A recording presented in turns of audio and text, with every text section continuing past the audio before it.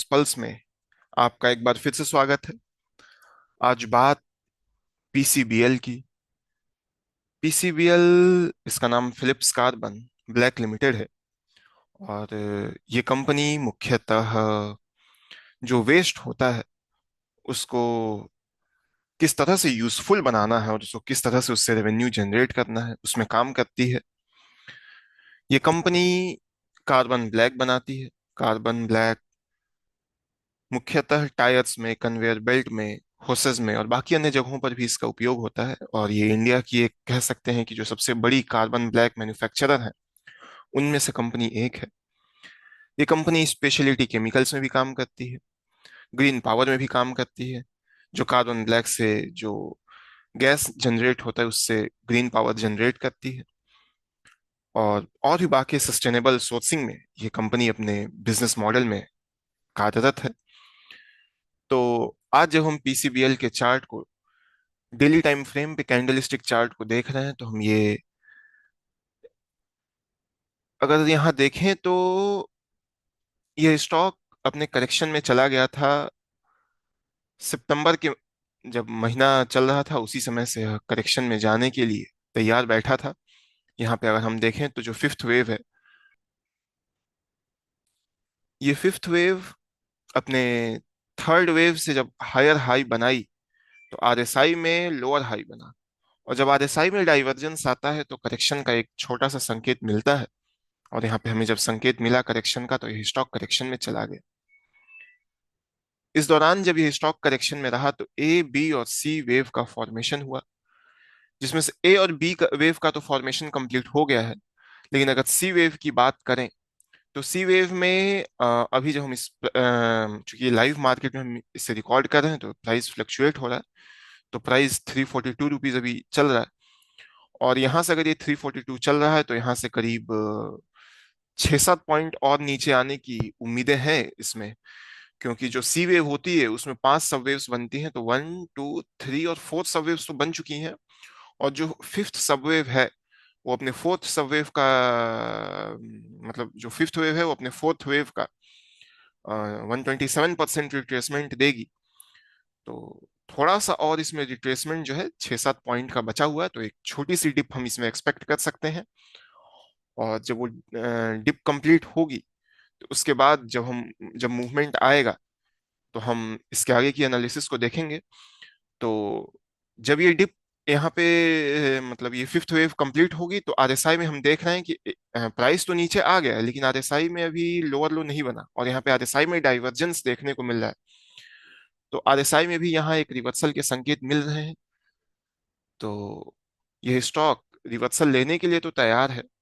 और जब यह स्टॉक रिवर्सल लेगा और यहाँ से जब ये इम्पल्स में अगर ये स्टॉक जाता है भविष्य में, अभी देखना होगा कि यह करेक्शन में जाता है इम्पल्स में। लेकिन अगर यहाँ से यह स्टॉक रिवर्सल लेके इम्पल्स में जाएगा तो जब इम्पल्स का फॉर्मेशन होगा तो हम देखेंगे कि स्टॉक 342 रुपए पे ट्रेड करने वाला स्टॉक, जो अभी तो 335 पे हम मान रहे हैं कि 335 जाना चाहिए। तो यहाँ पे ये जो स्टॉक ट्रेड कर रहा है ये लगभग 655 रुपीज पर हमें भविष्य में ट्रेड करता हुआ दिख सकता है। क्योंकि ये जो इम्पल्स होती है वो अपने प्रीवियस करेक्शन का मिनिमम 127% रिट्रेसमेंट देती है अगर ये वेव 4 होता है तो। अगर ये वेव 2 होगा तो इसका ये 161% का रिट्रेसमेंट देगी। तो भविष्य में किस तरह का इम्पल्स का फॉर्मेशन होता है वो ये बताएगा कि स्टॉक 655 का टारगेट देगा या 742 का टारगेट देगा। चूंकि हमें मार्केट में बहुत ज्यादा एक्सपेक्टेशंस नहीं रखनी चाहिए इसलिए हम अभी 655 के ही टारगेट को अपना टारगेट मान के चलेंगे। देखेंगे कि मार्केट कैसा यहाँ पे स्टॉक मूवमेंट देता है। और अगर हम रिटर्न की बात करें यहाँ से तो ये स्टॉक हमें लगभग 94% का एक रिटर्न, जब ये अपने टारगेट को हिट करेगा तो ये लगभग 94% का रिटर्न हमें देता हुआ दिखेगा। हमें यहाँ से पहले एक रिवर्सल का इंतजार करना होगा और देखना होगा कि ये अपने जो लोअर टाइम फ्रेम पे हाई को बना रहा है उसे ब्रेक करे। उसके बाद यहाँ इम्पल्स का फॉर्मेशन होता हुआ हमें दिख सकता है भविष्य में। तो यहाँ पे इस शेयर की टेक्निकल एनालिसिस जो है एलियट वेव पे वो समाप्त होती है। अब हम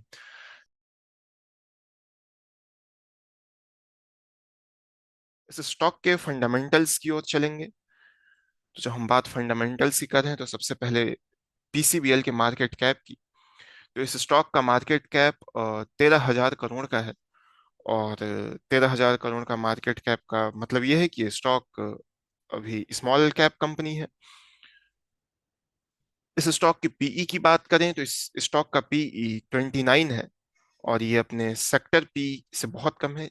इसका सेक्टर पी लगभग 46 है, 46.60। और इस स्टॉक का पी 29.2 है। तो ये इस कंपनी के लिए काफी एक मतलब पॉजिटिव सिग्नल है कि भविष्य में इसके प्राइसेस में एक अच्छा मूवमेंट आ सकता है।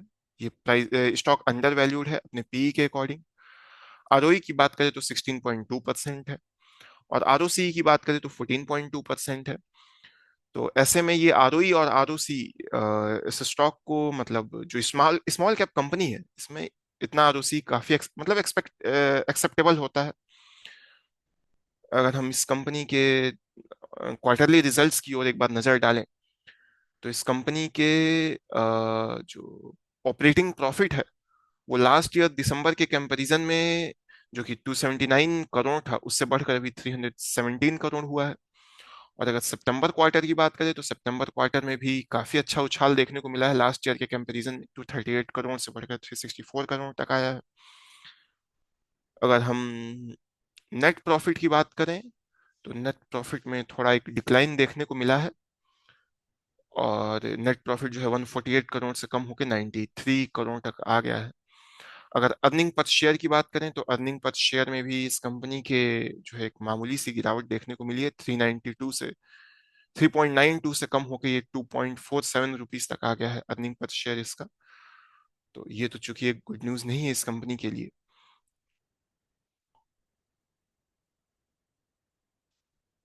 और अगर हम अर्निंग पर शेयर की बात करें इस कंपनी की तो जहां इस कंपनी का अर्निंग पर शेयर मार्च 2023 में 11.70 था, वो मार्च 2024 में बढ़कर 13.01 हो गया।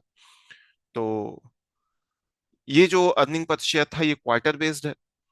और हम यहाँ पे नीचे ईयरली अर्निंग पर शेयर देख रहे हैं। तो ये अगर ईयर ऑन ईयर बेसिस पे देखें तो कंपनी के अर्निंग पर शेयर में काफी सुधार देखने को मिला है।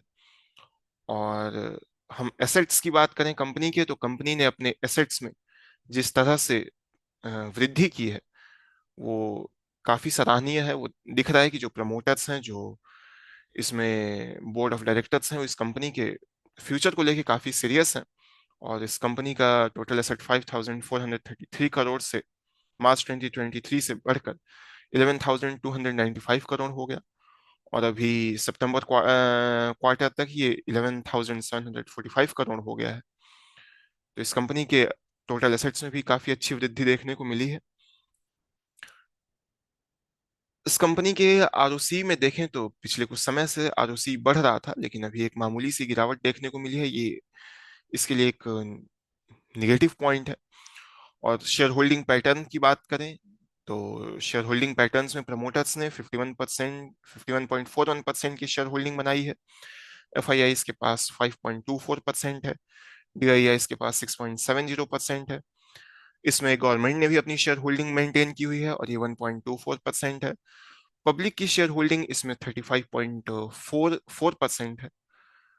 तो ये शेयर होल्डिंग पैटर्न है। और जिस तरह से इसमें एफआईआईज और डीआईआईज अपने इंटरेस्ट को बढ़ा रहे हैं ये बताता है कि हो सकता है हमें एक अच्छा मूवमेंट देखने को मिलेगा। तो यहाँ पे इस स्टॉक का फंडामेंटल और टेक्निकल एनालिसिस समाप्त होता है। हम यहाँ कोई बाइंग या सेलिंग रिकमेंडेशन नहीं दे रहे हैं। तो अगर आप इस स्टॉक में लॉन्ग टर्म या शॉर्ट टर्म व्यू से निवेश करना चाहते हैं या ट्रेडिंग के लिए पोजीशन बनाना चाहते हैं तो आप अपने नॉलेज को इसमें अप्लाई कीजिए। आप अपने फाइनेंशियल एडवाइजर से इसके बारे में कंसल्ट कीजिए। और अगर आपको ये वीडियो पसंद आई हो तो आप इस वीडियो को लाइक कीजिए, इसे शेयर कीजिए, इस चैनल को सब्सक्राइब कीजिए। अगर आप ये चाहते हैं कि आपका कोई पसंदीदा स्टॉक है जिसका हमें एलियट वेव एनालिसिस करना चाहिए तो आप उस स्टॉक का नाम कमेंट बॉक्स में दीजिए। हम कोशिश करेंगे कि उस स्टॉक पे एलियट वेव एनालिसिस करें, उसकी वीडियो को यहाँ आपके सामने लाएं, उस एनालिसिस को लाएं ताकि आप एक आइडिया लगा सकें कि आपका जो स्टॉक है जो आप जिसको आप पसंद करते हैं वो भविष्य में किस तरह से कैसा मूवमेंट दे सकता है। हम आपसे जल्दी ही मिलेंगे एक नए स्टॉक पे इलियट वेव एनालिसिस के साथ। तब तक आप हमारा इंतजार कीजिए। बहुत बहुत धन्यवाद।